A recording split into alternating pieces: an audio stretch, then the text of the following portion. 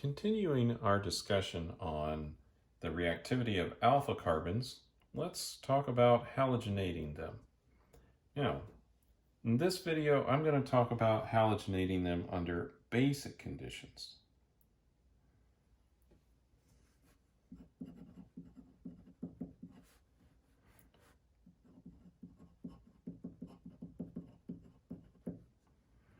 And in the next one, we'll talk about them in acidic conditions. So, let's examine a particular substrate here.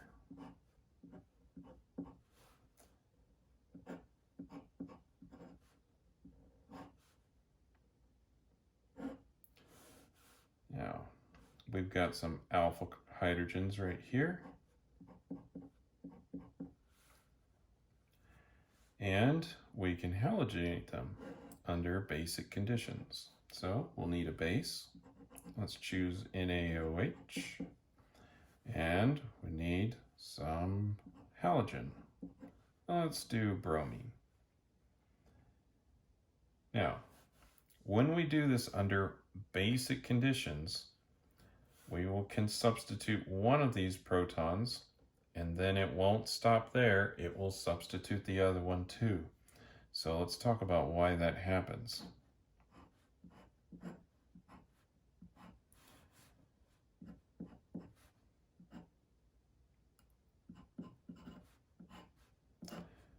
So we're actually going to do two substitutions here. So to understand why this happens, we really need to look at the mechanism for this reaction. So let's start drawing that out.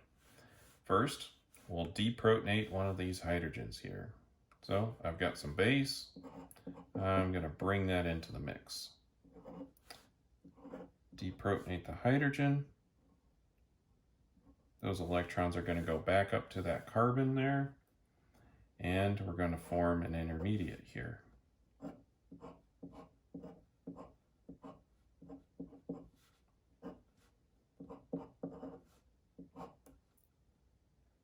And for clarity, I'm going to go ahead and, well, I'll draw it in. There's the hydrogen that's still left on there.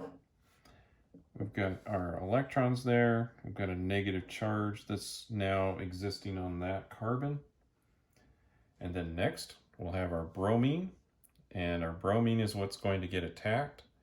And halogens in general are pretty polarizable. They're a large molecule. And so if we have an approach by a negative charge, the electrons will kind of shift over towards the other bromine, and it will leave a little bit of a positive charge on the one that's nearest to the negative charge. We can have an attack.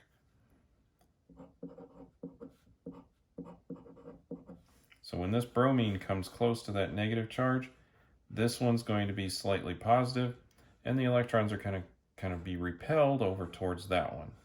And that's just going to make it easier for this bromide to leave.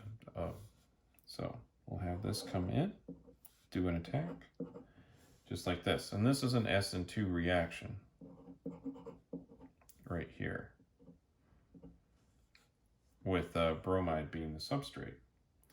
So when we get done with that, we're going to have a substitution with one bromine done.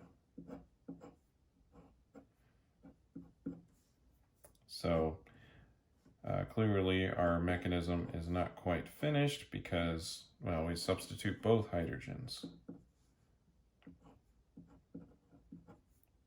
But the mechanism is quite similar. We just do it again. And of course we have a Br negative now hanging around. So we can simply do this reaction again. And this is the reason why it happens a second time. This bromine is an electron withdrawing group. Pulls electrons a little bit more towards it. That's going to stabilize a negative charge being on this carbon. You can see here we have a negative charge on that carbon. When we remove this hydrogen, we'll have a negative charge sitting there. that's going to have stabilization from this electron withdrawing group and that one. That will speed up the reaction. That's why we will not be able to stop at just halogenating one of these protons. We're going to do both because it's actually this is a better substrate to continue on with the reaction. So if we continue on, we've got hydroxide. Going to have this. Electrons again move up to the carbon. And we'll make our intermediate that is even more stabilized than when the halogen was not there. So we've got our negative charge, our electrons there, we've got our bromine there now, and this is a more stable intermediate than that one was. So that's why it's a little bit easier for this second step to happen. And if the second step is easier than the first one, we're not stopping at this one. So now we've got another bromine.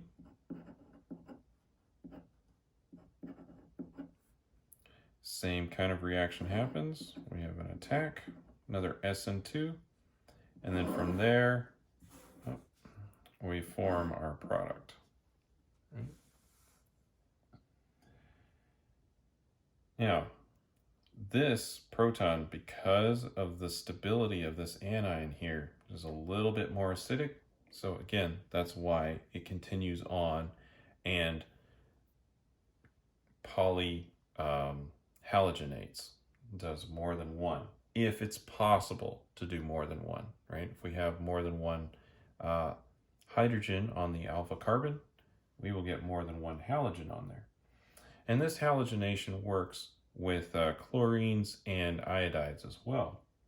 So this is a useful way to get some additional halogens on our molecules. And as you know, halogens make excellent leaving groups, so further reactions can be done.